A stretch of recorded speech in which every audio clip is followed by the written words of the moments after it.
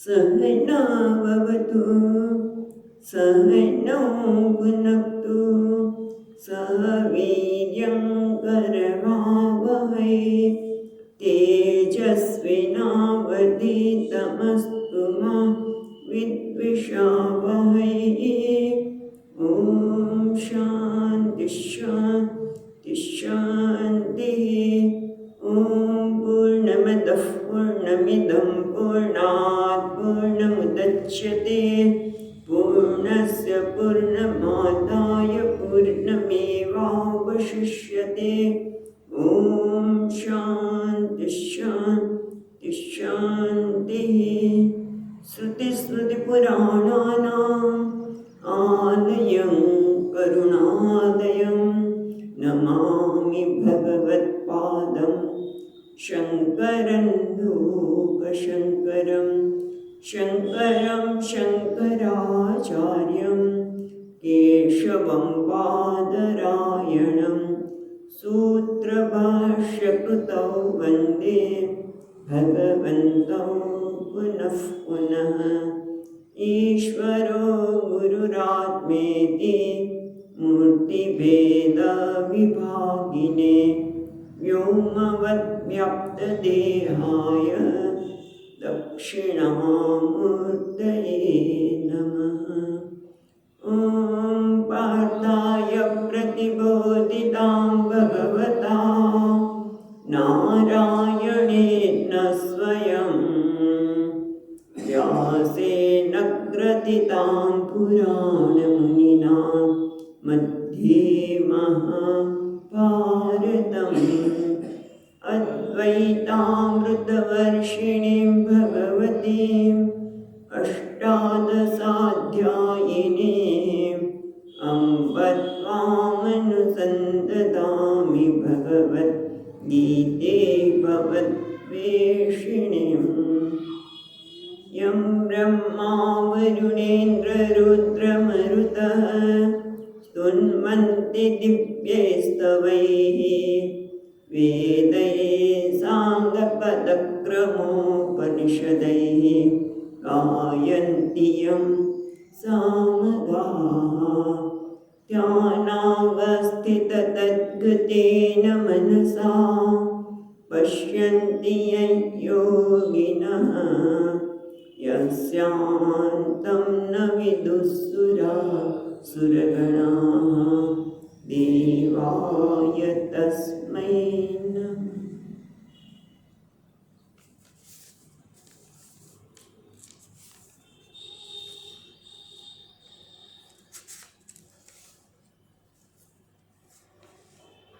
પાંત્રીસમો શ્લોક ત્રીજા અધ્યાયનો।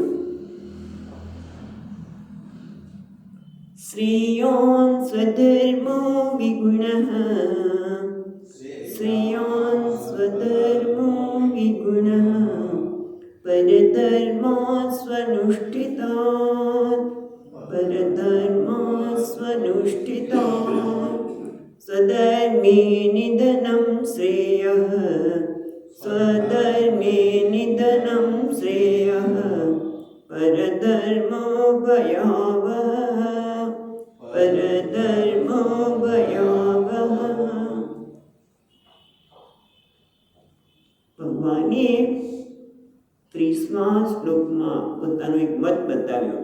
પોતે કહ્યું કે જીવન જો આ રીતે જીવશો તો તમે જીવનમાં હંમેશા સફળ રહેશો। અને કઈ સફળતા? આંતરિક સફળતા, આંતરિક પ્રસન્નતા, આંતરિક શાંતિ તમે જરૂર પ્રાપ્ત કરશો। પણ જો આ મતનું અનુસરણ નહીં કરે, બધા એને કદાચ ખબર ન પડતો શ્રદ્ધાપૂર્વક ને અસૂયા દોષ દ્રષ્ટિ રાખ્યા વગર પણ જે કરશે તો એ પણ કર્મથી મુક્ત થશે।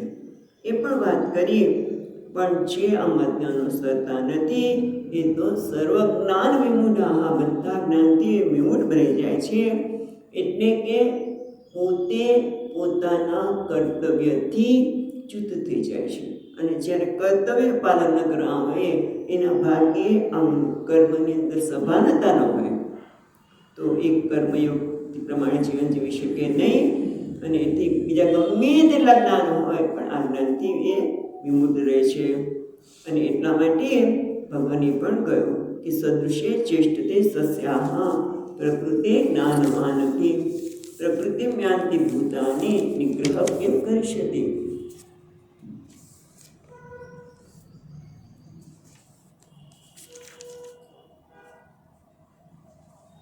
ભગવાન ઇન્દ્રિયના વિશ્વમાં રાગ અને વ્યસ્ત રહેલા છે. એ પેલા પ્રાચીન બાકી સદૃશ્યમ ચેષ્ટતે સ્વસ્યા. દરેક વ્યક્તિ પોતાની પ્રકૃતિને આધારે જ ચેષ્ટા કરતો હોય છે. જ્ઞાનવાન અપી, ત્યાં જ્ઞાન એટલે જ્ઞાન આત્મજ્ઞાનમાં નિષ્ઠ છે એ પણ કહી શકાય, અથવા તો જેણે જીવનમાં જે વિવેક દાખલ કર્યો છે એટલે જે જિજ્ઞાસુ છે તે એ પણ ક્યારેક પ્રકૃતિના સ્વભાવના વશમાં આવીને પોતાને ન કરવાનું કર્મ કરતો હોય છે. માટે પ્રકૃતિનો નિગ્રહ મોટે ભાગે કોઈ કરી શકતો નથી. ત્યારે પ્રશ્ન થયો કે જો કરી શકાતો ન હોય તો શાસ્ત્રની આવશ્યકતા ક્યારે? તો ભગવાન કીધું અહીંયા જ શાસ્ત્ર તને ઉપયોગી થાય છે, કારણ કે ઇન્દ્રિયોના વિષયમાં રાગ અને દ્વેષ તો રહેલા છે, અને એ રાગ દ્વેષને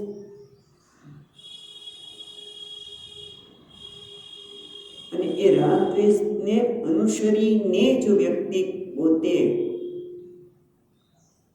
પોતાનું કાર્ય કરતો શું થવાનું? પોતાના ધર્મનો પરિત્યાગ કરી અને બીજાના ધર્મનું અનુષ્ઠાન કરવાનું. અને એટલા માટે કહે છે ભગવાન ભાષ્યકાર કે યદા પુનઃ રાગ દ્વેષ પ્રતિક્ષણેન નિયમતી તદા શાસ્ત્ર દ્રષ્ટિ એવ પુરુષો ભવતી ન પ્રકૃતિ વશઃ. જ્યાં સુધી વ્યક્તિ રાગ દ્વેષને પ્રતિક્ષણે એને નિયંત્રિત કરતા હોય ત્યારે પુરુષ નથી રહેતો. એ આપણે આગળ જોયું હતું તે પ્રમાણે પશુ સમાન બની જાય છે, તો સ્વતંત્ર નથી. જેમ પશુ છે એ પોતે સ્વતંત્ર નથી. કૂતરો હોય તો ગમે તે હોય ભસવાનો છે.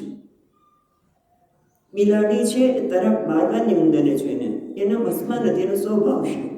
પણ મનુષ્ય એવું કરે તો એ એનો સ્વભાવ ન કહેવાય. રાગદ્વેષ તો છે સ્વભાવ, પણ એના વશમાં આવું કે નહીં. જો એના વશમાં નથી આવતું એ ખરેખર પુરુષ કહેવાય. એટલે પ્રકૃતિના વશમાં છે, પરતંત્ર છે. માટે ભગવાન કહે છે તું એના વશમાં ક્યારેય આવીશ નહીં. અને એટલા માટે 35મા શ્લોકમાં ભગવાને કહ્યું કે શ્રેયાન સ્વધર્મો વિગુણ પરધર્મા સ્વનુષ્ઠિતા. કારણ કે અત્યારે અર્જુન શું કહે છે? પોતાનો જે ધર્મ છે ક્ષત્રિય ધર્મ એનો ત્યાગ કરવા માગે છે, અને જે બ્રાહ્મણનો ધર્મ છે, જે સંન્યાસીનો ધર્મ છે, ભિક્ષા પ્રાપ્ત કરવી, ધ્યાન કરવું વગેરે, તો એ તો કેવું છે? વિગુણ છે. ભલે એ તને તારો ધર્મ ઓછું અપાળો વિગુણ, એનાથી તને કદાચ ઓછું મળતું હોય, ગુણ રહિત લાગતો હોય, એનાથી તને ઓછું મળતું એવું લાગતું હોય તો પણ એનું જ તારે અનુષ્ઠાન કરવું જોઈએ. અને એના માટે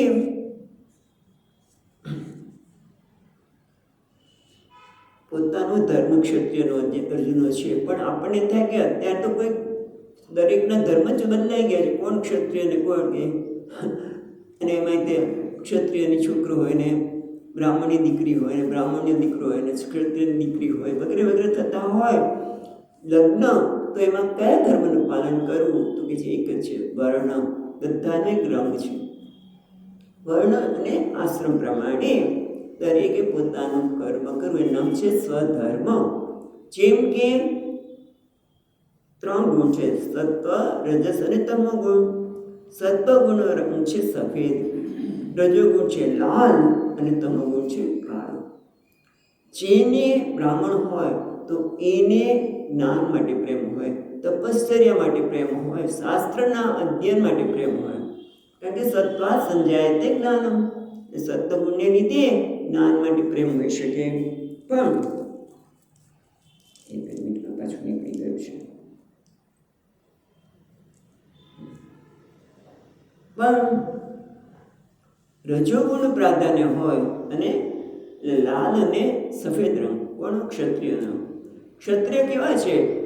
સક્રિય છે, પણ સાથે સાથે સફેદ સાત્વિકતા છે, એટલે કે સેવાની વૃત્તિ છે, બીજાને મદદરૂપ થવું, નિસ્વાર્થતા છે, તો જ એ રાજા બની શકે. કોઈ નેતા બનવું હોય તો એને મને શું મળશે તો એ સેવા ન કરી શકે કોઈની. નિષ્ક્રિય, નિષ્કામ, નિસ્વાર્થ અને કોઈને મદદરૂપ થવું, કેમ એનું કલ્યાણ થવું, એ જ રાજા હોય અથવા તો નેતા હોય અથવા તો મેનેજર. કોઈ પણ ઓફિસનો મેનેજર પણ આવો જોઈએ કે જે નિસ્વાર્થ હોય, બધાનું ઓફિસના બધા સભ્યોનું કેમ કલ્યાણ થાય, બધાને કેમ સાથે રાખીને હું કાર્ય કરું. એ કોણ છે? ક્ષત્રિયનો ધર્મ. જ્યારે પહેલાં આપણે જોયું સફેદ કલર, ત્રણે કલર બધામાં હોવાના, ત્રણ હોય પણ એના બધા ઓછા પ્રમાણમાં.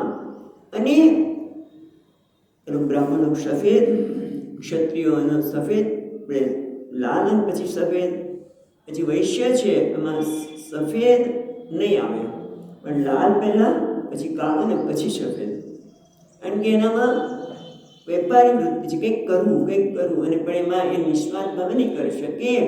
મને શું મળશે એ પેલા વિચારશે, સ્વાર્થ પ્રેરિત થઈ શકે. અને પછી ત્રીજો છે કાળો કલર, જેને ક્ષુદ્ર તરીકે કહીએ છીએ, કે જેમાં આળસ, કામ કરવું હોય તો પણ વ્યવસ્થિત ન કરવું, કંઈ પણ કરવું તો ઊંઝૂટ કરી નાખવું. તમે એટલે જો લખીને તો આપણા અક્ષરમાં ખબર ન પડે, કેમ અંદરથી કહેવાય ને આળસ છે, પ્રમાદ છે, જે એને યોગ્ય રીતે કર્મ કરવા દેતું નથી. આગળ વર્ણ છે અને એના પ્રમાણે એના ધર્મ છે. પણ અત્યારે તો બધું મિક્સ થઈ ગયું છે. તો એક જ વસ્તુ, ઇવન અત્યારે તો તમે જુઓ કે સ્ત્રી પુરુષ સમોવડી છે, સ્ત્રી પુરુષની સમાન છે, એટલે બંને સમાન જ છે. એના કર્મ, સ્ત્રી છે એ પુરુષનું કર્મ કરવા તૈયાર છે અને પુરુષને સ્ત્રીનું કર્મ કરવા તૈયાર છે કે કરતા તો એને ફરજ પાડવામાં આવે છે, કોઈ તું રસોઈ કર, તું આટલું કામ કર, વગેરે વગેરે. પણ એ તમે જુઓ એમાં ક્યારેય શાંતિ નહીં હોય. સમજણ હશે તો વસ્તુ જુદી છે, પણ હું પણ કંઈક કરું છું, બટ તમે પણ આ કરો, તું પણ આ કર, કે તું આમ કર. એ ગમે તે વખત દરેકની ભગવાને પ્રકૃતિ આપી છે. જે કામ સ્ત્રી કરી શકે છે પુરુષ ન જ કરી શકે, અને જે કામ પુરુષ દ્વારા થાય છે એ સ્ત્રી ન કરી શકે. પણ આપણે આ બધું કેવું ભેગું કરી દીધું છે. સ્વધર્મે શ્રેયાંસ ધર્મો વિગુણ. પોતાનો ધર્મ વિગુણ લાગતો હોય તો પણ પોતાના ધર્મનું પાલન કરવું. તમે જુઓ અત્યારે આજે બ્રાહ્મણને પોતાના સ્વધર્મનો ત્યાગ કરવાનો વધારે ગમે છે. એને ધાર્મિક કાર્ય કરાવવાનું હોય, પોતે બીજાના શાસ્ત્રનું જ્ઞાન આપવાનું હોય, શીખવાડવાનું હોય તો ઓછું ગમે છે. એમ થાય કે આમાં શું મળવાનું. તો શું કે એક બ્રાહ્મણ છોકરો શિક્ષક હોય તો એને પંતુજી લાગે, એટલે બ્રાહ્મણનો દીકરો ધાર્મિક ક્રિયા કરાવતા હોય એ બધા ઓછા થતા જાય તો કોણ કરાશે ધાર્મિક ક્રિયા? પછી કોઈ કહેતા હતા નાતમાં કે પછી ટેપ રેકોર્ડર મૂકવું પડે, લગ્ન માટે તે ટેપ રેકોર્ડર મૂકવું પડે કે તમે આ વિધિ કરો. એવી સ્થિતિ, કારણ કે સ્વધર્મનો ત્યાગ કરવાથી કેટલી ઉલટ થઈ જાય છે. અને કથાકાર હોય, કથા ભાગવત કથા કરતો હોય અને જો એ મનોરંજનને પ્રાધાન્ય આપે, લોકોને કેમ મનોરંજન મળે, થોડીક વાર નાચે કૂદે, ભલે કરો, પણ એ જ મહત્વનું જ્યારે બની જાય ત્યારે શાસ્ત્રનો સંદેશ લોકો સુધી પહોંચતો અટકી જવાનો. એટલે આ બધા જ અત્યારે પોતાના ધર્મનું પાલન ન કરીને બીજાના ધર્મમાં દેખાતો ફાયદાને લીધે એ ખોટું કરે છે. એટલે એક વખતે આપણે જોયું કે સ્વધર્મનો સાદામાં સાદો અર્થ માનવ ધર્મ. પોતાનો માનવ ધર્મ એટલે ભગવાને બધાને સભાનતા આપી છે, દરેકને, બાળકથી માંડીને દરેક ઉંમરના લોકોને સભાનતા આપી છે. શું કે મને મારી સાથે બધા સાચું બોલીએ, મને બધા આદર આપીએ, મેં કદાચ ભૂલ કરી હોય તો ક્ષમા આપે. આ તો બધું સહજ છે. તો એ બીજાને પણ એ જ જોઈએ છે, મને સુખેથી રહેવું છે, મારે દુઃખી થવું નથી. એ તો સરળ છે ને, બધાને સુખેથી રહેવું છે. પછી પક્ષીઓ કે ગમે તેમાં મનુષ્ય માત્ર બધાને સુખેથી રહેવું છે, દુઃખી થવું નથી. આ સામાન્ય ધર્મ. તો જો મને સુખ ગમે છે, મને દુઃખી થવું નથી, મેં ભૂલ કરી તો મને બધા ક્ષમા કરે, મારું કોઈ અપમાન ન કરે તો તું પણ એવું કર. આનું નામ સ્વધર્મ. સિમ્પલ વસ્તુ, સ્વધર્મ વિગુણ. પણ એમાં થોડી મહેનત કરવી પડે, કારણ કે સાચું બોલવું, પ્રમાણિક રહેવું, કોઈને આદર આપવો, એમાં ઘણું બધું પરિશ્રમ રહેલો છે. કારણ કે બોલવાનું મન થાય કહી દઉં, હેઠો પાડી દો વ્યક્તિને, કે છે ના, જો મને કોઈ આવું કહે તો મને ન ગમે તો મારાથી એ કેમ કરાય? એટલે તરત જ આપણી જાતને અટકાવવી પડે. થોડુંક બળ જોઈએ, આંતરિક બળ જોઈએ. એટલે આપણે કેવું લાગે? વિગુણ. હા, અને બોલ નાખવા સરળ છે, કોઈને કહી દેવા સરળ છે, હિંસા કરનામ સરળ છે. હિંસા કરવામાં કંઈ મુશ્કેલી પડે નહીં, પણ અહિંસાનું આચરણ કરવું હોય તો સભાનતા જોઈએ. શારીરિક રીતે અહિંસા, માનસિક રીતે કે બૌદ્ધિક રીતે પણ મનમાં કોઈના વિશે વિચાર કરવો તે બહુ મુશ્કેલ છે. એટલે પરધર્મ અનુષ્ઠિતા, પોતાના આવા પરધર્મ એટલે હિંસા કરવી, ખોટું બોલવું, કોઈનું અપમાન કરવું એ પરધર્મ. અને સ્વધર્મ એટલે આપણે ખબર છે. એટલા માટે ભગવાને કહ્યું આત્મોપમ્યને સર્વત્ર સમમ પશ્યતિ અર્જુન. છઠ્ઠા અધ્યાયમાં ભગવાન કહે છે કે તને જો સુખ જોઈએ છે તો બીજાને પણ સુખ જોઈએ છે. તને દુઃખ નથી ગમતું તો બીજાને પણ દુઃખ ગમતું નથી.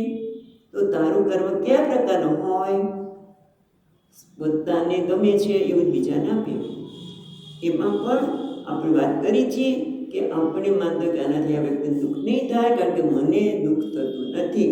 પણ એવું હોતું નથી. તો અનુભવથી શીખીએ અને એ પ્રમાણે આપણું કર્મનું આચરણ કરીએ. એટલે સ્વધર્મે નિધનમ શ્રેય. સ્વધર્મનું આચરણ કરતાં કરતાં કદાચ નિધનમ એટલે કે પોતાનો નાશ પણ થાય, પણ છતાં પોતાના ધર્મનું પાલન કરવું જોઈએ. પર ધર્મો ભયાવહ, પર બીજાનો ધર્મ ભયનો આપે છે. એટલે કે અહીંયા તો ભગવાન કહે છે દાશેકાર નરકાદિ લક્ષણમ ભયમ આવતી, એ તો હંમેશા દુઃખ અને ભયને આમંત્રણ આપવા વાળો છે. માટે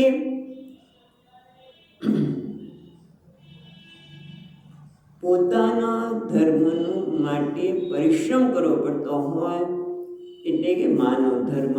સ્વધર્મ એટલે આપણે હમણાં જ વાત કરી એમ કે બધાને સુખી થવું છે, કોઈને દુઃખ ગમતું નથી, બધાને અહિંસા, સત્ય, ઉદારતા, ક્ષમા એના માટે પ્રેમ છે.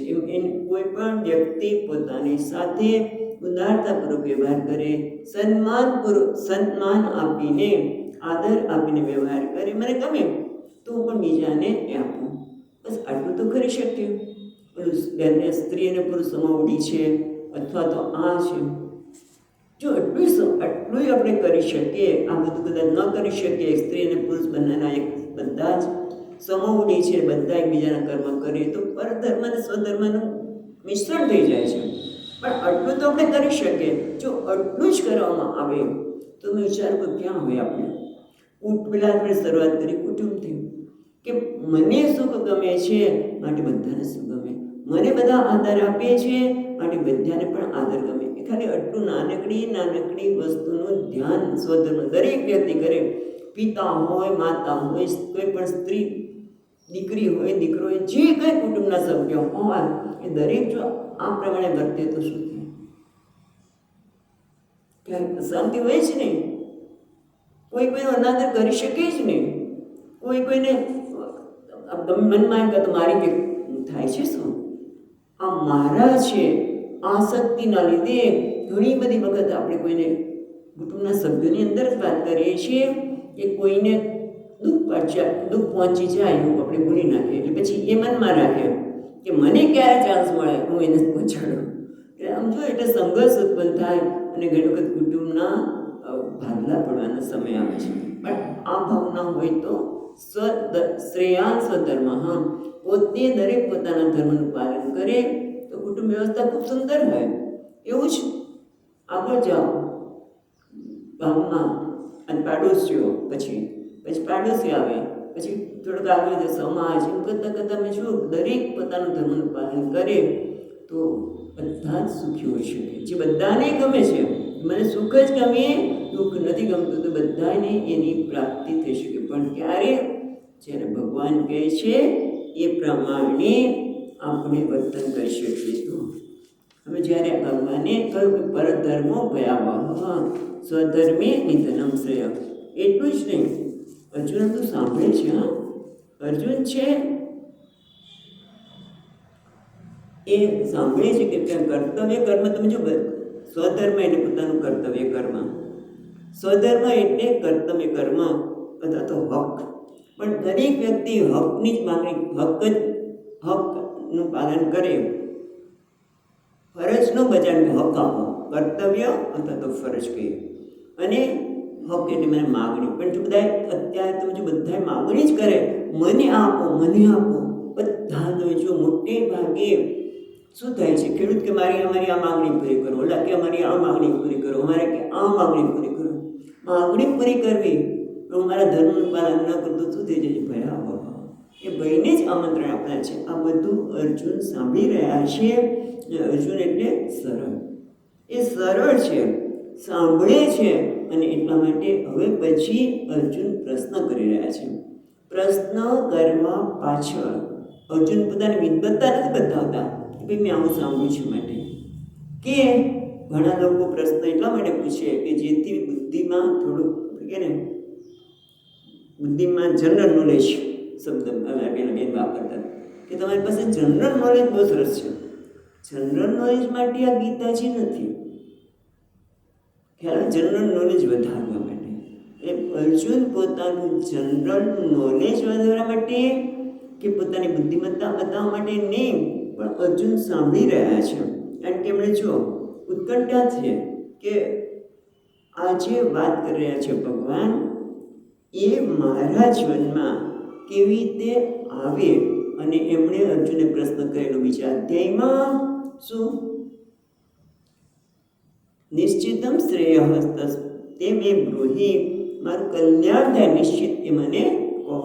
એટલે અર્જુન વિચારે છે, શું વિચારે છે કે ભગવાને હમણાં જ કીધું સ્વધર્મે નિધનમ શ્રેય, હા, પોતાના ધર્મનું પાલન કરવા એ સારું છે, એ સારું છે. અને આગળ પણ કહ્યું રાગ તયોનો સ્માગત છે તો યસ્ય પરિપંથી ન, રાગને દેશ તો તારા શત્રુ છે, માટેના વશમાં આવીશ નહીં. અને બીજા અધ્યાયમાં પણ કીધું ધ્યાયતો વિષયાન પુંસ. આ બધું અર્જુન સાંભળી રહ્યા છે એટલે એને થાય છે કે આ બધું છે તો સરસ, હા, રાગદેશના વશમાં ના હોવું, પરધર્મ. કારણ કે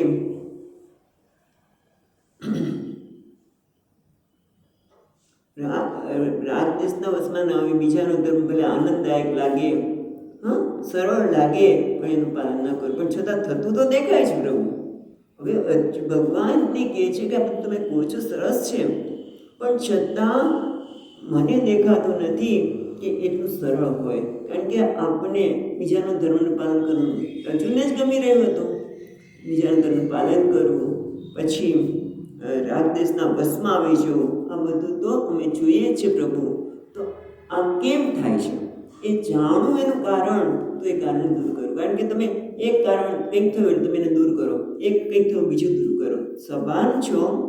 જે અહીંયા મધુસૂદનજી મહારાજ કહે છે કે વ્યક્તિ કામ્ય કર્મ કે પ્રતિષિદ્ધ કર્મ કરતી નથી, પણ ભગવાને કહ્યું છે એ મતને અનુસરે છે, છતાં પણ ઘણી વખત એવું લાગે છે કે એ જાણે છે. જેમ કે અહીંયા કહે છે કલંજમ ન બક્ષે, માણસે માંસ ન ખાવું જોઈએ. પછી કામ્ય કર્મ, તીવ્ર કામ્ય કર્મ હોય એની પૂર્તિ કે શત્રુનો વધ કરવો, આ બધું ખબર છે, છતાં માણસ જાણ કે પરતંત્ર ન હોય અને એ માણસ જાણતો હોય છતાં કેમ કરતો હશે? ભલા દેવા, એવું અર્જુનને લાગી રહ્યું છે. એટલા માટે હવે અર્જુન પૂછે છે કે ભાઈ તમે મને એક કારણ બતાવી દો, કારણ કે બધાને એક કંઈક પ્રતિષેધ કરવા મારા મનમાં ઉઠ્યું, અમુક આપણે પરધર્મ કરવાની ઈચ્છા થઈ અને હું એને દૂર કરું, પણ બીજું તો ઊભું થવાનું જ છે, ત્રીજું તો ઊભું થવાનું જ છે. તો કંઈ એક મૂળમાંથી એવું કંઈક હોય કે જે જાણું અને એના મૂળને દૂર કરી દો, તો પછી જીવનમાં કૃતકૃત્યતા આવશે કે મોક્ષના માર્ગે હું આગળ વધી શકું. એવું સમજણ સાથે અર્જુન હવે પ્રશ્ન કરે છે 36મા શ્લોકમાં. અર્જુન ઉવાચ અથ કેન પ્રયુક્તોયમ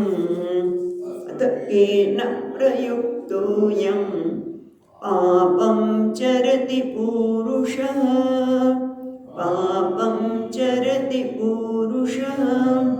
અનિચ્છન્નપિ વાષ્ણેય બલાદિવ નિયોજિતઃ.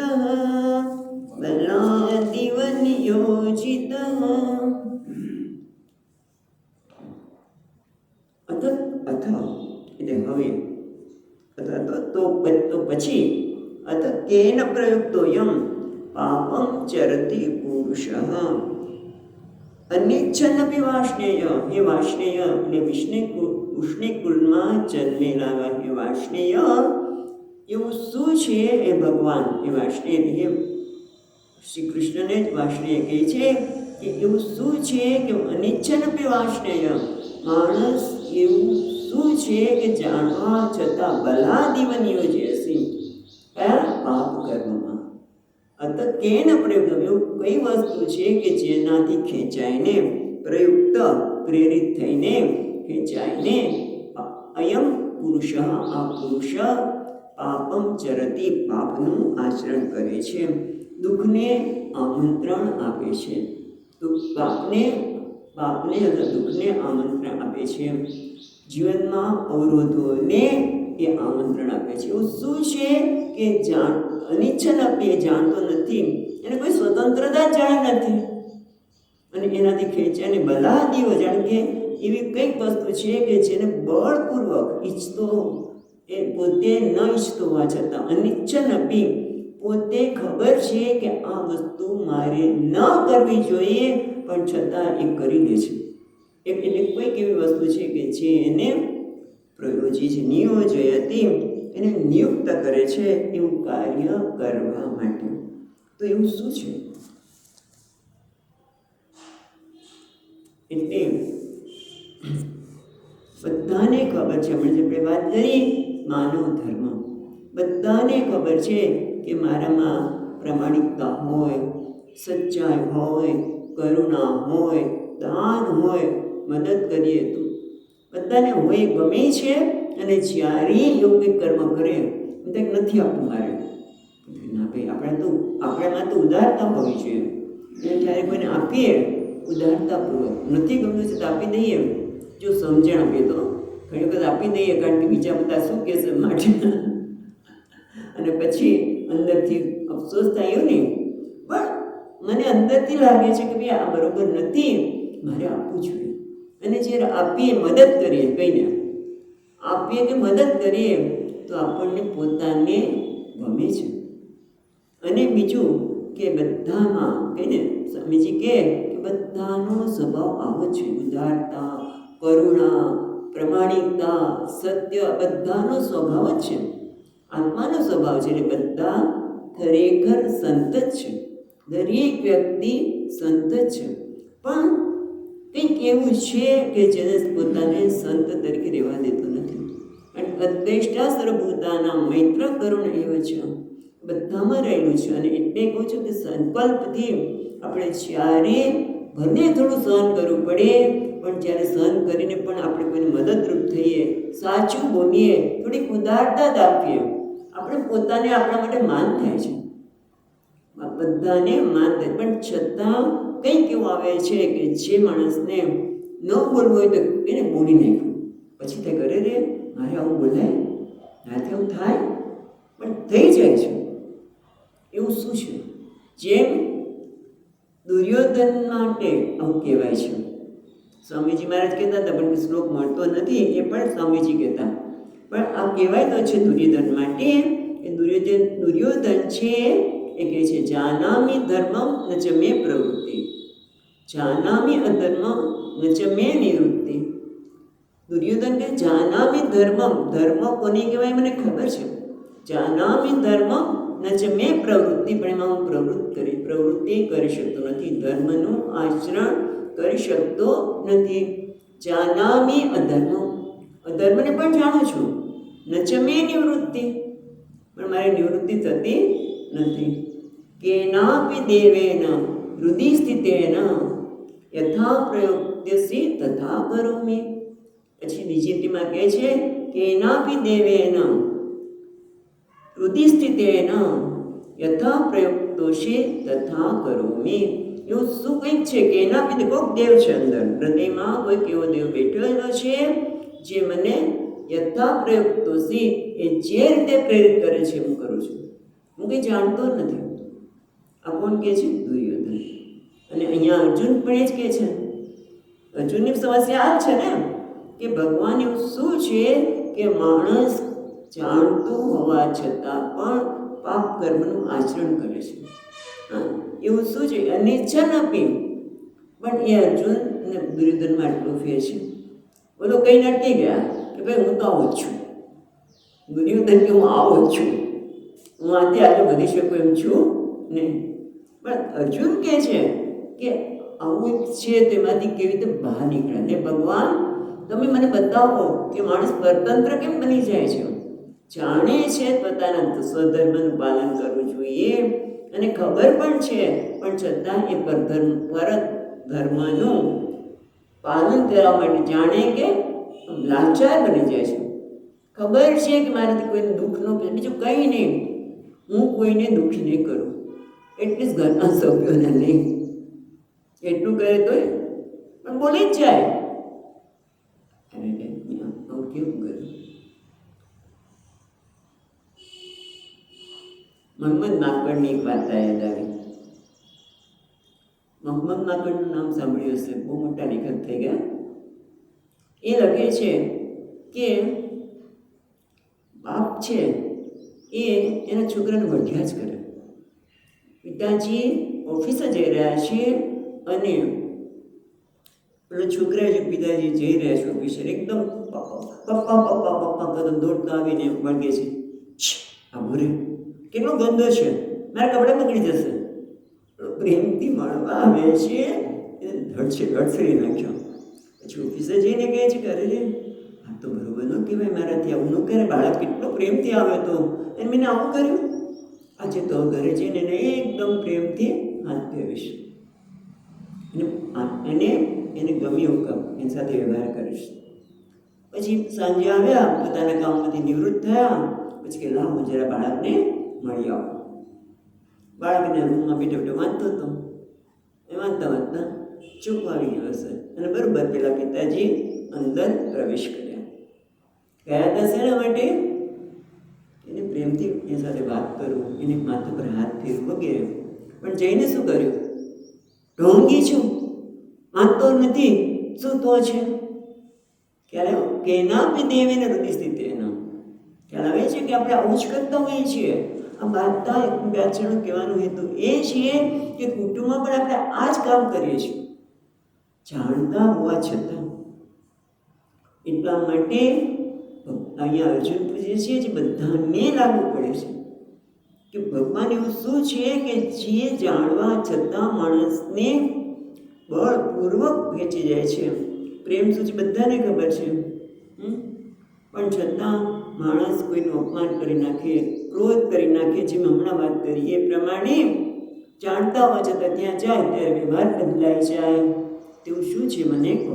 એટલે ભગવાન હવે ઉત્તર આપે છે 37મા શ્લોકમાં. શ્રી ભગવાનુવાચ કામ એષ ક્રોધ એષ કામ એષ ક્રોધ એષ રજો ગુણ સમુદ્ભવ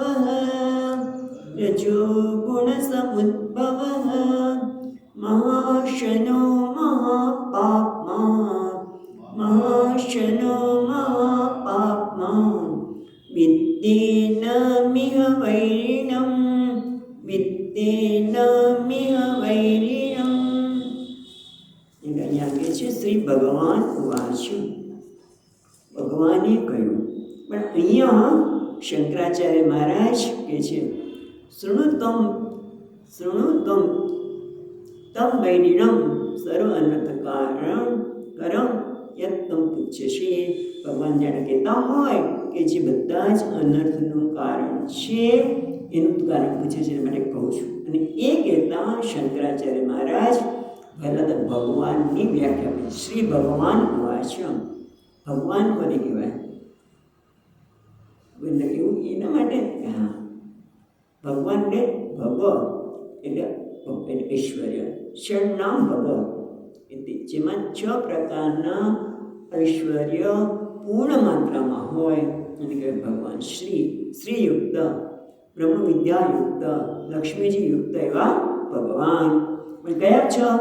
ઐશ્વર્યસ્ય સમગ્રસ્ય, ધર્મસ્ય યશશ્ચ શ્રિયઃ, વૈરાગ્યસ્ય ચ મોક્ષસ્ય, ષણ્ણામ ભગ ઇતિ ઇંગના. આ 6 પ્રકારના ભગ ઐશ્વર્ય જે ધરાવે છે કેવા?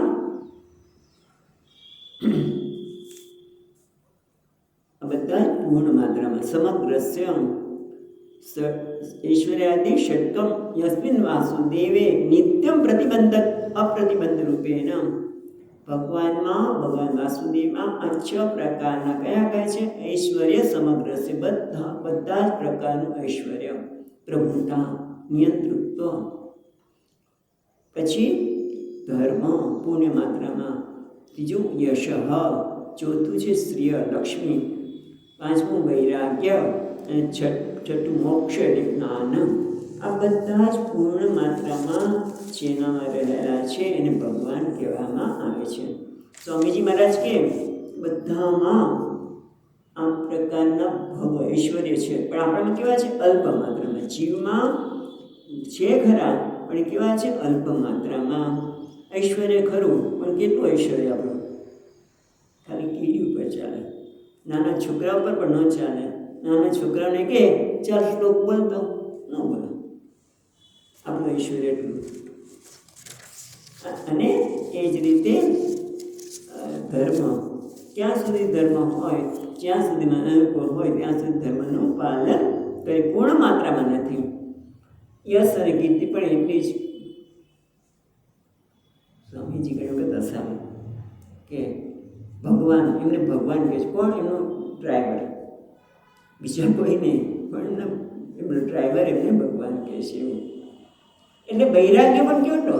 બહુ મોટો વૈરાગ્ય. શેનો? કેળાના છાલનો, ગમે તે નાખી દે.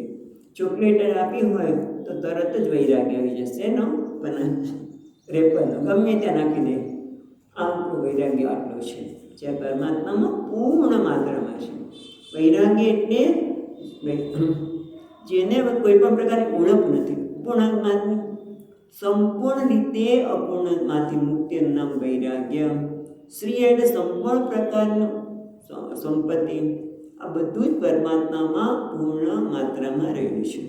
એક બીજી પણ વ્યાખ્યા વિષ્ણુ પુરાણમાં આપવામાં આવી છે, પણ અહીંયા ભગવાન ભાષ્યકાર લખે છે કે ઉત્પત્તિમ ચ પ્રલયં ચ ભૂતાનામ આ ગતિમ વેતિ વિદ્યામ વિદ્યામ ચ સવાચ્ય ભગવાન ઇતિ. ભગવાન કોને કહેવાય? સવાચ્ય ભગવાન ઇતિ. ભગવાન કોને કહેવાય? તો ઉત્પત્તિમ ચ વિનાશમ ચ, સૃષ્ટિની વ્યક્તિની ઉત્પત્તિ અને વિનાશ, સૃષ્ટિનું સર્જન કરવું અને નાશ કરવો. એટલું જ નહીં, ભૂતાનામ આ ગતિમ કોઈ પણ પ્રાણી માત્રની આગતિ અને ગતિ, એટલે કે એના જીવનમાં કયા ક્ષણે શું આપવું, એને કયા પ્રકારનું સુખ આપવું, કયા પ્રકારની મુશ્કેલી આપવી, બધું જ. એ દરેક પ્રાણી માત્રના કર્મને આધારે, એની ભાગ્યના આધારે સુખ દુઃખ વગેરે આપે છે. એટલે ભગવાન બધાના જીવોના કર્મનું જ્ઞાન ધરાવે છે. ભૂતાનામ આ ગતિમ વેત્તિ વિદ્યામ વિદ્યામ ચ, ભગવાન વિદ્યા અને જ્ઞાન, ઉપાસના અને અવિદ્યા, એટલે કે બધા પ્રાણી માત્રના વિદ્યા અને વિદ્યાને પણ જે જાણે છે એને કહેવામાં આવે છે ભગવાન. આવા ભગવાને કહ્યું, શું કહે છે? કામ એશ ક્રોધ એશ રજોગુણ સમુદ્ભવ. આ કામ અને ક્રોધ એ બંને રજોગુણમાંથી સમુદ્ભવ, સારી રીતે ઉત્પન્ન થયેલા છે અથવા તો એ રજોગુણને ધરાવે છે. અને આગળ ભગવાન કહેવાના છે, રજો રાગાત્મકમ વિદ્ધિ તૃષ્ણા સંગ સમુદ્ભવમ. રજોગુણ શું કરે છે? રજો રાગાત્મકમ વિદ્ધિ, રજોગુણ છે રાગમાંથી ઉત્પન્ન થયો છે કે વસ્તુને જેવી છે તેવી જોવા દેતો નથી, રંગી નાખે છે. જેમ આપણે વસ્તુને સામાન્ય ચશ્માથી જોઈએ અને પછી કલરવાળા ચશ્માથી જુદા દેખાવાના જ છે. તમે કલરફુલ ચશ્માથી જુઓ તો વસ્તુ તમને જેવી છે દેખાતી નથી, અને એના કારણે તમને જેવી દેખાતી નથી એટલે તમે જેવી દેખાડીને માનીને તમે જે બોલાને દુર્યોધનને પાણી દેખાડું પણ ઘરેથી જમીન, એ રીતે આપણે વસ્તુમાં પણ એ જ થાય છે. વસ્તુમાં રાગ, આપણે કામ કેમ ઉત્પન્ન થાય છે? કામ એશ ક્રોધ એશ રજો ગુણ સમુદ્ભવ. કામ એટલે ઈચ્છા, ઈચ્છા નહીં પણ કેવી ઈચ્છા? તૃષ્ણા, બાંધનારી, આના વગર ન ચાલે એનું નામ કામ. કામ એસ સરળ લોક. અચ્છા,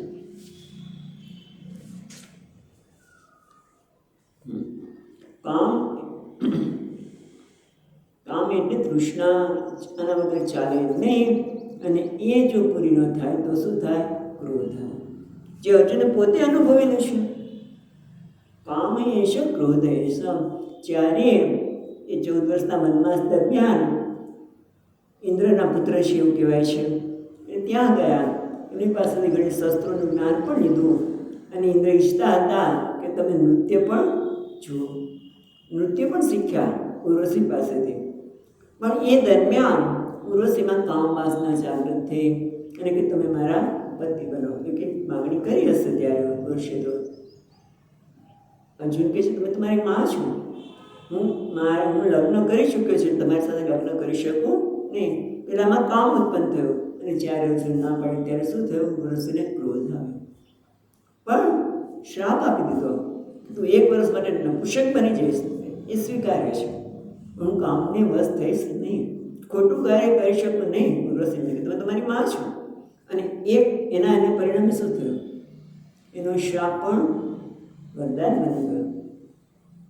1 વર્ષ સુધી એ ત્યાં નૃત્યના શિક્ષક તરીકે રહીને પેલીને 1 વર્ષ પસાર કરી દીધું. તો અર્જુનને સંતાઈને રહેવું એ બહુ મુશ્કેલ હતું, કારણ કે એને બાણામણી હતો ને.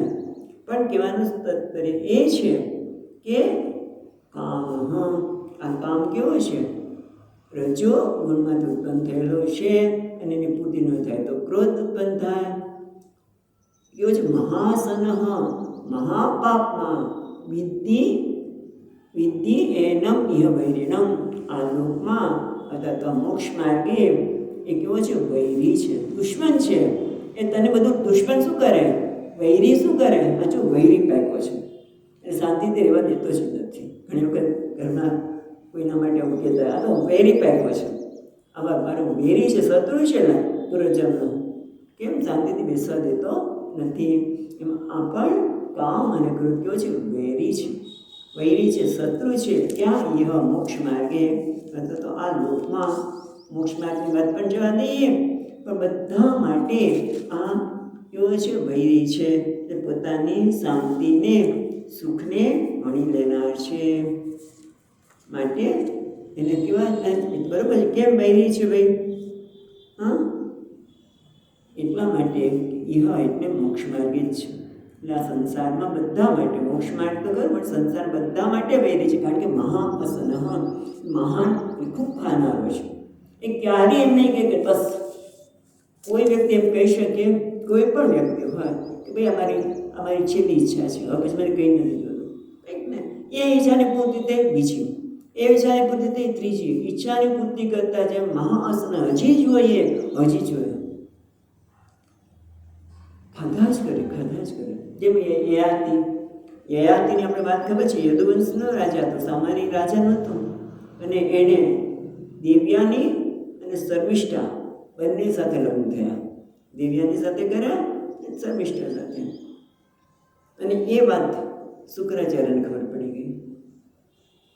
એ શુક્રાચાર્યને શ્રાપ આપ્યો કે આ તો બરોબર નથી તમે કરતા, જાઓ તમે વૃદ્ધ થઈ જાઓ. અચાનક રાજા વૃદ્ધ થઈ ગયા.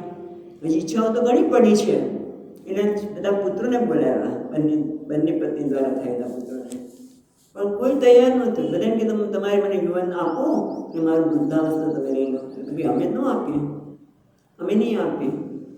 પછી છેલ્લે એનો સૌથી નાનો પુત્ર છે, શર્મિષ્ઠાનો પુત્ર છે, પૂરું. એ કે હા પિતાજી, તમને આનંદ થતો હોય તો તમે મારું યુવાન લઈ લો, હું તમારી વૃદ્ધાવસ્થાને સ્વીકાર કરું છું.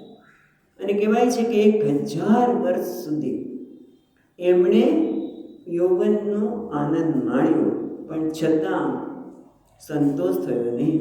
અને ત્યારે એમના નામે કહેવાય છે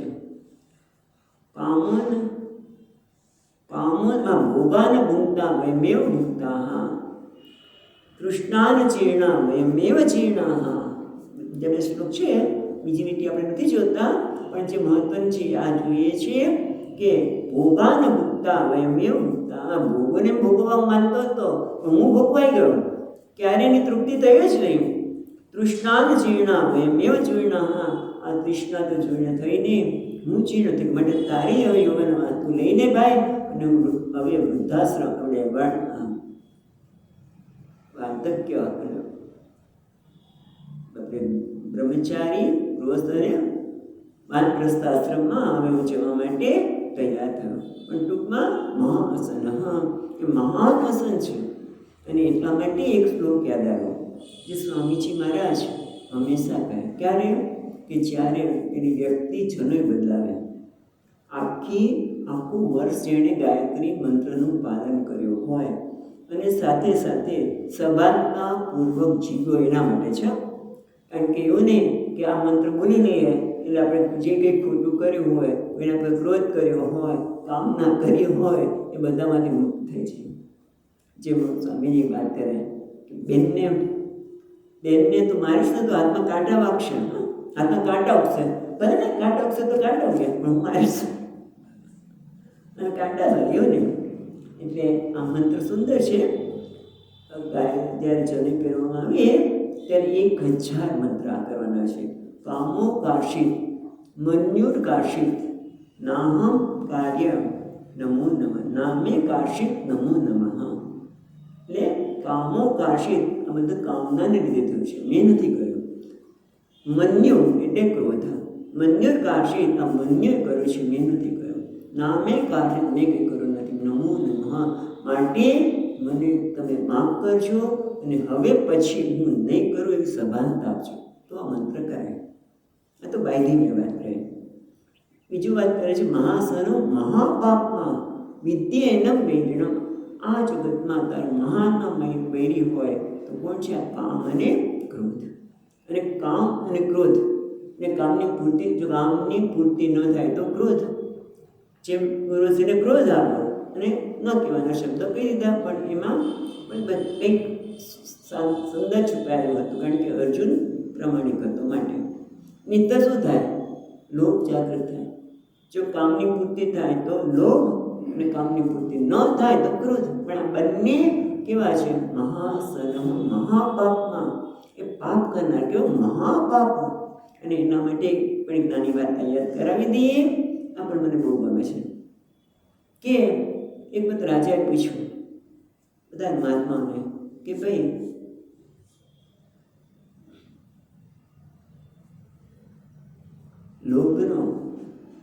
લોભનો બાપ કોણ?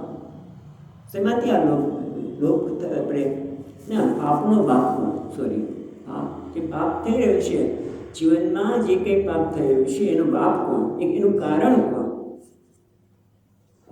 આવું પ્રશ્ન ન સમજે. આવું કદાચ કામ વિશે ક્રોધ વિશે બરાબર છે, પણ એમ કીધું હોય કે પાપનો બાપ કોણ? એ બાપ કોણ છે? બધાને પૂછ્યું. પછી તો ઓલા પંડિત છે જે રાજાના બહુ માનીતા પંડિત હતા, રાજા એની સામે જોવે પણ એને કંઈ ખબર ન પડી. બહુ બની રાજા થોડો દિવસ સમય આપો, હું તમને જરૂર કહીશ. પણ કંઈ વિચાર કરે પણ કંઈ મળ્યું નહીં. પછી કે ચાલો હું કાશીને બધે ફરવા જતો રહું. ક્યાંય મળે છે? કાશીના પંડિતોને પૂછ્યું, એમને કંઈ ખબર ન પડી. ચાલતા ચાલતા એક ગામમાં પહોંચ્યા અને થાકી ગયા છે અને પાણીની માગણી કરી કે કંઈક પાણી મળે. તે કોઈ ગણિકાનું ઘર હતું. એ મહારાજ તમે આ રીતે તમે બ્રાહ્મણ છો? તો કે હા. તો હું તમને બાજુમાંથી અમે પાણી ચોખ્ખું રાખીએ છીએ, ગંગા જળ તમને આપું. પણ તમે આ થાકેલા કેમ છો? તો કે બેન બધે ફરિયાદો પણ ક્યાંય આ પાપનો બાપ કોણ છે ખબર પડતી નથી. અરે એમાં શું કે છે, હું તમને જવાબ આપીશ. તો આપને બેન? તો કે ના એમ નહીં, તમારે 1 મહિનો અહીંયા રહેવું પડશે. પણ હું અહીંયા કઈ રીતે રહું? તો કે અમારી પાસે જગ્યા છે, તમને જુદો રૂમ સરસ મજાનું ઘરે આપીશું, તમને બધી જ વ્યવસ્થા કરી આપશું, તમને અનાજ બધું આપીશું, તમે જાતે રસોઈ કરજો. તો કે હા તો વાંધો નહીં, હું તમારા હાથમાં તો ખાઈ શકું નહીં. તો કે ભલે. દરરોજ ભગવાનનું ભજન કરે અને રાહ જોવે કે આ ક્યારે આ બેન જવાબ આપે કે પાપનો બાપ કોણ. એમ કરતાં મહિનો નીકળી ગયો. બેન હવે તો જવાબ તો કે હા મારે તમને આપી દઉં છું, પણ એક કામ કરો. કે શું? કે કાલે છેલ્લો દિવસ છે મહિના, શ્રાવણ મહિનાનો, મારે બધા બ્રાહ્મણો જમાડવા છે, તમને પણ જમાડવા છે. એટલા માટે આટલા સોનાની મોટી થેલી ભરેલી દાન મૂકું. બીજું તો કાંઈ નહીં, તમને મારે જમાડવા છે ને એક આખી સોનામાં ભરેલી થેલી બતાવી, આ મારે તમને આપવું છે. પણ મારે તમારે જમવાનું, તમે મારાથી જમો. સોનામાં જોઈ વિચાર કરતા હતા, કંઈ નહીં, એક દિવસ જમી લેવા શું વાંધો છે? બેન તો જાય આટલી પવિત્ર છે, મારે એટલું ખ્યાલ રાખે છે, હા, એટલે એના જમવા વાંધો નહીં. સારું, ત્યારે મારા જ હું જમી લઈશ, બેન હું જમી લઈશ, તો બરાબર છે. જે દિવસે જમવા બેસતા હતા ત્યારે બેને કહ્યું, રહેવા દો મહારાજ, આપ તમે પ્રશ્ન પૂછતા હતા ને કે પાપનો બાપ કોણ છે? આ લોભ. આ લોભ છે તમને પાપ, મહાપાપમાં, મહાશનો મહાપાપમાં એમ મોટું પાપ કરે છે. જે કોઈ દિવસ આખી જિંદગી જેણે એ કામ નહોતું કર્યું એ કામ એની પાસે કરવાની ઈચ્છા થઈ, મહાપાપમાં. એટલે એ મહાપાપ, ખોટા પાપ પણ આ જ કરાવે છે. અને બીજી રીતે આ તો વાર્તા દ્વારા જોયું, પણ આમ પણ જુઓ કે કામ છે એ શું કહે છે? હજી જોઈએ, હજી જોઈએ. અને એ પ્રાપ્તિમાં કેટલા ખોટા કામે કરાવતો હશે. નામ જ પાપ. જે કરવો જોઈએ, કામની પૂર્તિમાં કોઈ આડે આવે તો એને ગમે તે કહેતા, એને ગમે તે કરતા, આ માણસ ઉચકાતો નથી. અત્યારે પછી જોઈએ કામના વશમાં આવીને કેવા કેવા લોકો કામ કરતા હોય છે. અને પછી આખી જિંદગી પસ્તાવાનું જ રહે. એક વખત તમે કરી લીધું એટલે પસ્તાવાની જ વાત છે. અને મહાપાપમાં લોકો ખોટું કરી અને પછી એ વ્યક્તિને મારી પણ નાખ્યો. એવું પણ આપણે ઘણા ગમતું, પૈસા લઈને ધંધામાંથી અને પછી એને મારી નાખે. કારણ કે બંનેની ઘટનાની વાત કરું છું, નામ નથી આપતા, પણ ધંધો કરવા માટે છે ગુજરાત બહાર ગયા હોય હવે ત્યાં પણ એનું ઓળખવાનું છે. પૈસો ખૂબ કમાણા હોય એટલે પેલી વ્યક્તિ પાસે પૈસો એને મારીને ટાટી દો, ક્યાં વાત? કોઈને ખબર નથી પડવાની એવું લાગે, પણ પાપ તો પાપ જ છે. પછી આપણે જે બોલવું હોય પણ મહાપાપમાં એને કામની પૂર્તિ માણસને પાપ પણ કરાવે છે અને ક્યારેય એને સંતોષ થતો નથી. માટે ભગવાન કહે છે વિદ્ધિ એનમ વૈરિનમ, એને તું વૈરી જાણ. આ તારો સત્યા મોક્ષ માર્ગ માટે પણ વૈરી છે અને જીવનમાં પણ એ વૈરી જ કહેવાય. એટલે કે તારા જીવનમાં દુઃખને, અશાંતિને, અવરોધને લાવવાળું છે. માટે પણ દરેક વ્યક્તિ માટે એ વૈરી જ છે. આ સંસારમાં બધા માટે આ કામ અને ક્રોધ જે રજોગુણમાંથી છે. કારણ કે રજોગુણ શું કરે છે? વસ્તુને જેવી છે એવી દેખાતો નથી, જોવા દેતો નથી, ઢાંકી દે છે. અને એટલા જ માટે કામના ઉત્પન્ન થાય. અને એટલા માટે જ કામની પૂર્તિ માટે અંદર એના વગર તમારે ચાલશે જ નહીં. અને અધૂરપ લાગે અને પૂર્તિ ન થાય તો ક્રોધ, પૂર્તિ થાય તો લોભ. એટલે આ બધું જ ચક્ર ચાલ્યા કરે છે. માટે હવે આ જે છે કે છે કથમ વૈરી તે, આ કેવી રીતે વૈરી છે એ દ્રષ્ટાંત સાથે સમજાવે છે 38મા શ્લોકમાં. ધૂમેનાવ્રિયતે વહ્નિઃ, ધૂમેનાવ્રિયતે વહ્નિઃ, યથાદર્શો મલેન ચ, યથાદર્શો મલેન ચ, યતુલ્બેનાવૃતો ગર્ભઃ, યતુલ્બેનાવૃતો ગર્ભઃ, તથા તેનેદમાવૃતં, તથા તેનેદમાવૃતં. અહીંયા કહે છે કે ત્રણ દ્રષ્ટાંત આવે છે. ધૂમેના આવ્રિયતે વહ્નિઃ, જેમ અગ્નિ ધુમાડાથી આવૃત થાય છે, જેમ યથા આદર્શ મલેન ચ, જેમ આદર્શ દર્પણ અરીસો છે એ ધૂળથી ઢંકાઈ જાય તો સ્પષ્ટ પ્રતિબિંબ જોઈ શકીએ નહીં, બરાબર મળ જામી હોય એની વાત કરે છે. અને ત્રીજો દ્રષ્ટાંત છે યથા ઉલ્બેન આવૃત ગર્ભ, અને જે રીતે ગર્ભાશયમાં પેલું બાળક ગર્ભ છે જે ઢંકાઈ ગયું હોય, ગર્ભાશયમાં ગર્ભ બાળક ઢંકાઈ ગયું છે એ રીતે આ તેના આવૃત, તે રીતે આ એટલે જ્ઞાન કામથી ઢંકાઈ જાય છે. કામ તેના ઇદમ આવૃતમ, તેના એટલે તેનાથી, ઇદમ એટલે આ શું જ્ઞાન છે એ ઢંકાઈ જાય છે, જ્ઞાન એનું ઢંકાઈ જાય છે અને એના કારણે જ કામ અને ક્રોધના વશમાં આવે છે. અહીંયા સરસ બતાવે છે કે બંને એટલે પ્રકાશાત્મક, અપ્રકાશાત્મકેન. જેમ અગ્નિ તો પ્રકાશાત્મક છે, એકદમ પ્રકાશિત છે, હા સ્વયં પ્રકાશ છે, પણ છતાં ધુમાડાને લીધે એ આવૃત થાય છે. એ હોય એટલે આપણે જ્ઞાનની વાત કરીએ તો અહીંયા કયા છે, એક તો ધર્મ અને અધર્મનું જ્ઞાન, યોગ્ય અને અયોગ્યનું જ્ઞાન, અને બીજું છે આત્મા અને અનાત્માનું જ્ઞાન. આ કામ શું કરે છે, આત્મા અને અનાત્મા જ્ઞાનને ઢાંકી દે છે. કામ ઈચ્છા પણ કેવું છે, એક ઢાંકવાનું કારણ શું છે, જેમ અગ્નિ પ્રકાશિત જ છે, પણ જ્યારે તમે આપણે હોમ કરતા હોઈએ અને એકદમ ધુમાડો આવે અને અગ્નિ ઢંકાઈ જાય, તમે શું કરો, ફૂંક મારો છે, આપણે ફૂંક મારી ગવા આપીએ એટલે ધુમાડો દૂર થાય, પાછું અગ્નિ પ્રજ્વલિત થાય. ખ્યાલ આવ્યો? દ્રષ્ટાંતની પાછળ પણ ઘણી બધી વસ્તુ રહેલી છે. બીજું દ્રષ્ટાંત એ આપે છે કે જે આદર્શ છે, અરીસો છે, એના પર મળ જામી ગયો છે તો થોડું ઘસવું પડે, ચોખ્ખું કરવું પડે, પાણી નાખવું, જે સાબુ નાખવું બધું કરો એ થોડું ઘસો તો થાય. અને ત્રીજું કેવું છે, ગર્ભમાં બાળક ક્યારે બહાર આવે, માં ગમે તે મારી બેન છે, હું ક્યારે માં બનીશ, હું ક્યારે માં બનીશ, પણ એને 9 મહિના સુધી રાહ જોવી જ પડે, એમાં કોઈ ઉતાવળ ચાલે નહીં. ખ્યાલ આવ્યો? એ 3 દ્રષ્ટાંત આપે. 3 દ્રષ્ટાંતના વિશે શું કહે છે આપણે કાલે જોઈશું. અહીંયા અટકીએ છીએ. ઓમ પૂર્ણમદઃ પૂર્ણમિદં પૂર્ણાત પૂર્ણમુદચ્યતે પૂર્ણસ્ય પૂર્ણમાદાય પૂર્ણમેવાવશિષ્યતે.